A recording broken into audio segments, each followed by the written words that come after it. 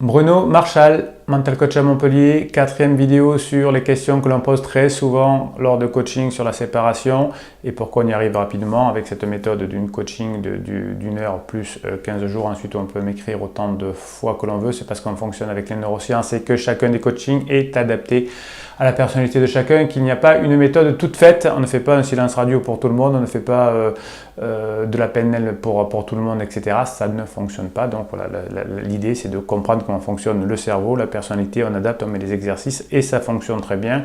4e vidéo pour savoir qu'est-ce qui se passe pendant une séparation et comment on s'en sort.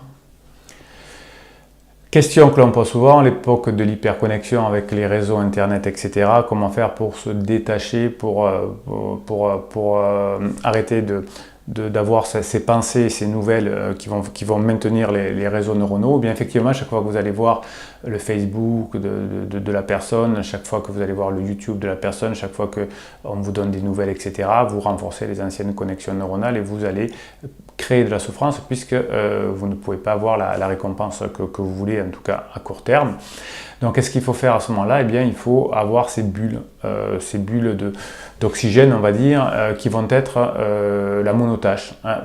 Vous savez qu'on est exclusivement monotâche, oui, même les femmes. Alors les femmes ont plus le cerveau féminin, pardon, a plus de séquences que celui masculin. Hein. Le cerveau féminin peut enchaîner apparemment, d'après ce que l'on étudie chaque jour en neurosciences. Donc on peut encore avancer, hein, on avance chaque jour en neurosciences, mais pour l'instant on sait que le cerveau est monotâche et que dans le cerveau féminin il y a plus de successions possibles. C'est comme ça, hein. Si on a des réclamations à faire, c'est pas un commentaire de cette vidéo, c'est un commentaire du boss qui est là-haut, le chef. Qu'est-ce que j'étais en train de vous expliquer? Je me suis perdu. Alors oui, si j'étais en train de vous expliquer qu'à l'époque de l'hyperconnexion, il fallait revenir à cette notion de monotâche et de se dire, plutôt que d'aller d'une tâche à l'autre, rester sur une seule tâche qui est celle de qu'est-ce que je vais faire de mon avenir, qu'est-ce que j'ai envie de faire. Alors soit mes clients me disent, j'ai beaucoup travaillé avec mon thérapeute, je sais ce que je ne veux plus. Et si vous travaillez sur ce que vous voulez plus, ça veut dire que vous travaillez sur le passé et que vous continuez à avoir ces chemins neuronaux qui se forment. Donc travaillez sur le futur.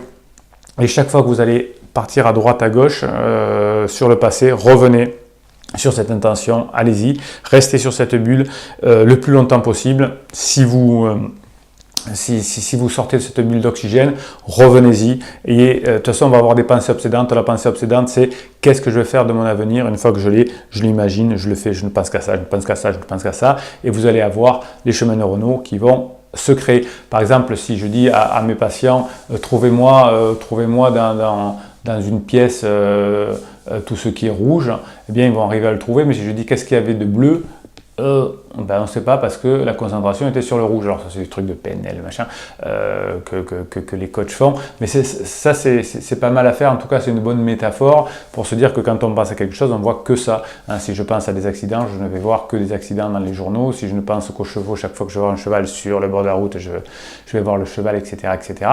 Donc voilà, une seule tâche, hein, on est monotâche et on fait des tâches successives. Et donc, maîtrisez-moi ces tâches-là. Une fois qu'elles sont maîtrisées, qu'elles sont bien visualisées, eh bien, vous pourrez vous concentrer. Alors, est-ce qu'on arrive à toujours être concentré? Non, moi non plus. Des fois, j'ai des moments où je m'en vais. C'est normal. Donc, par exemple, si j'écoute un conférencier qui n'est pas très intéressant, je peux avoir mon esprit qui part. Alors, j'ai des techniques comme ça. Alors, elle ne marche pas pour tout le monde parce que il faut adapter à la personnalité.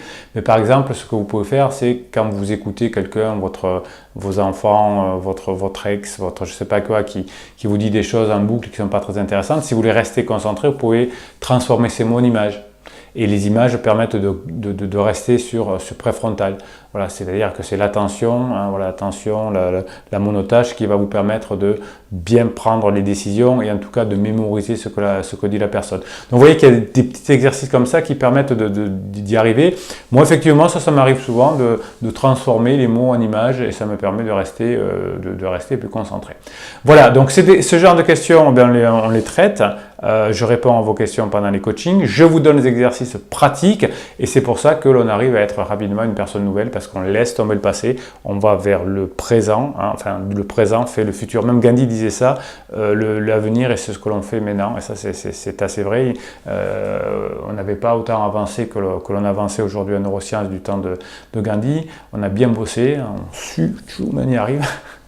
Mais en tout cas, Gandhi, par ses intuitions, avait bien et bien raison. Voilà, c'était la 4e vidéo sur plein de questions. Vous voyez, on va assez loin dans le détail quand on fait un coaching sur la séparation, puisque c'était le thème de ces 4 vidéos. Eh bien, on parle de neurosciences, on parle de science, on parle d'attention, on parle de maîtriser son cerveau de façon rapide, hein, parce que vous pouvez apprendre la méditation de pleine conscience, etc. Je le conseille, mais c'est très très long. Donc, vous allez souffrir pendant très longtemps avant d'en avoir les bienfaits.